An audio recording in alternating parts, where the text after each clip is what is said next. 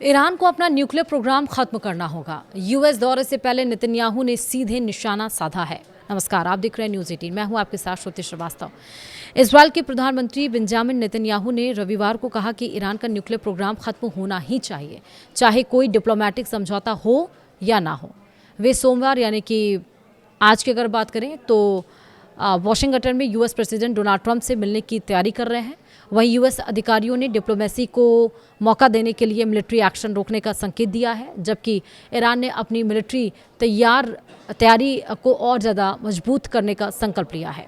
Netanyahu ने बताया कि उनके हिसाब से ईरान के साथ टकराव खत्म करने के लिए क्या ज़रूरी है। उन्होंने ये भी कहा कि मुझे लगता है कि जब यह सरकार या तो गिर जाए या इतनी कमज़ोर हो जाए कि उसे पता चल जाए कि उसे अपना न्यूक्लियर प्रोग्राम खत्म करना है और अपना रास्ता बदलना है, तभी ऐसा होगा।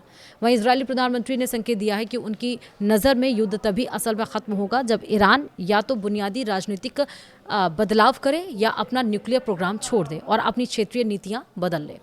उन्होंने ये कहा कि असल में प्रेसिडेंट ट्रंप यही हासिल करने की कोशिश कर रहे हैं और मैंने उनका पूरा समर्थन किया, लेकिन किसी न किसी तरह उन्हें अपना न्यूक्लियर प्रोग्राम खत्म करना ही होगा। वाशिंगटन के लिए रवाना होने से पहले नेतन्याहू ने कहा कि ट्रंप के साथ बातचीत में ईरान एक अहम मुद्दा होगा। कैबिनेट की साप्ताहिक बैठक की शुरुआत में उन्होंने कहा कि मैं प्रेसिडेंट ट्रंप के निमंत्रण पर उनसे मिलने वाशिंगटन जाऊंगा और उसके बाद इजरायल के एक महान दोस्त दिवंगत सेनेटर लिंडसे ग्राहम की याद में आयोजित कार्यक्रम में शामिल होऊंगा। मैं प्रेसिडेंट ट्रंप के साथ ईरान के हालात समेत सभी लंबित मुद्दों पर भी चर्चा करूंगा। और इस बीच संयुक्त राष्ट्र में यूएस राजदूत माइक वॉल्ट्ज ने कहा है कि प्रेसिडेंट ट्रंप ने डिप्लोमेसी का मौका देने के लिए ईरान पर हमले रोक दिए थे। वहीं वॉल्ट्ज ने फॉक्स न्यूज़ से कहा है कि वे बातचीत को थोड़ा समय दे रहे हैं और वे इसे थोड़ा मौका दे रहे हैं। राजदूत ने संकेत दिया है कि वाशिंगटन कूटनीतिक कोशिशों को जारी रखने के लिए फिलहाल सैन्य कार्रवाई से बच रहा है। वॉल्ट्ज ने यह भी कहा कि राष्ट्रपति सभी विकल्पों पर विचार कर रहे हैं। उन्होंने आगे कहा कि बातचीत चल रही है, यह हर स्तर पर हो रही, लेकिन हम लगातार देख रहे हैं कि ईरानी सरकार के भीतर मतभेद है, वहां अंदरूनी लड़ाई चल रही है। और इस बीच ईरान ने कहा है कि उसकी सेना हर स्थिति के लिए पूरी तरह से तैयार है और नेतन्याहू की अमेरिका यात्रा से पहले उसने अपनी हवाई सुरक्षा क्षमताओं को मजबूत किया है। न्यूज एजेंसी के अनुसार सेना के प्रवक्ता मोहम्मद अकरमीनिया ने कहा है कि अमेरिका के लिए स्थिति अराजक और अवांछनीय है और वे हॉर्मुज स्ट्रेट में और ईरान को कमज़ोर करने में अपने लक्ष्य हासिल करने में विफल रहे हैं। हालांकि ईरानी सैन्य प्रवक्ता ने दावा किया है कि संघर्ष के दरमियान अमेरिका अपने मकसदों को प्राप्त करने में विफल रहा है।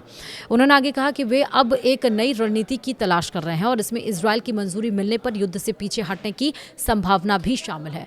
अकरमीनिया ने आरोप लगाया है कि वाशिंगटन इजरायल के फैसलों पर निर्भर रहते हुए अपने नजरिए पर फिर से विचार कर रहा है। ईरानी मीडिया ने यह भी बताया है कि तेहरान द्वारा तय किए गए शिपिंग रूट से भटकने के बाद से हॉर्मुज स्ट्रेट में एक तेल टैंकर कथित तौर पर नौसैनिक बारूदी सुरंग से टकराव कट गया है। वहीं ईरान की न्यूज़ एजेंसी के अनुसार इस घटना में एक मनमानी करने वाला तेल टैंकर शामिल था, जो कथित तौर पर समुद्री बारूदी सुरंग से टकराने से पहले ईरानी अधिकारियों द्वारा बताए गए रास्ते से हट गया था।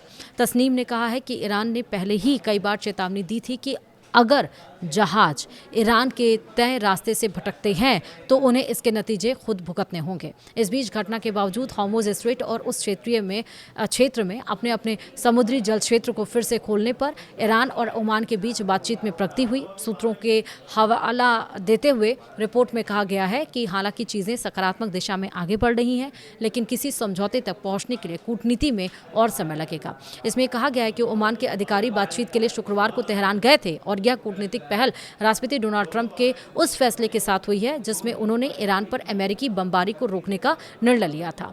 वहीं सेंटकॉम लगातार 13 रातों से यह बमबारी कर रहा था। वेटिकन सिटी से पोप लियो XIV ने अमेरिका और ईरान के बीच जारी तनाव के बीच मिडिल ईस्ट में शांति के लिए अपनी अपील दोहराई। पोप ने कहा कि सैन्य कार्रवाई तेज होने से फिर से हिंसा और तबाही मची है, जिससे कि अनगिनत आम लोगों की जान खतरे में पड़ गई है और पीने के पानी और बिजली की कमी और ज़्यादा बढ़ गई है।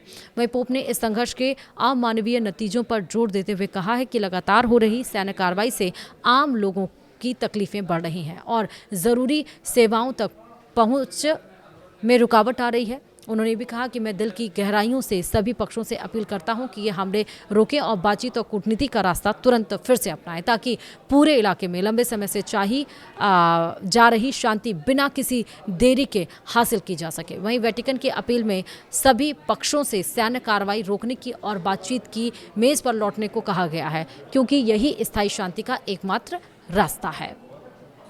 वीडियो में इतना ही। नमस्कार।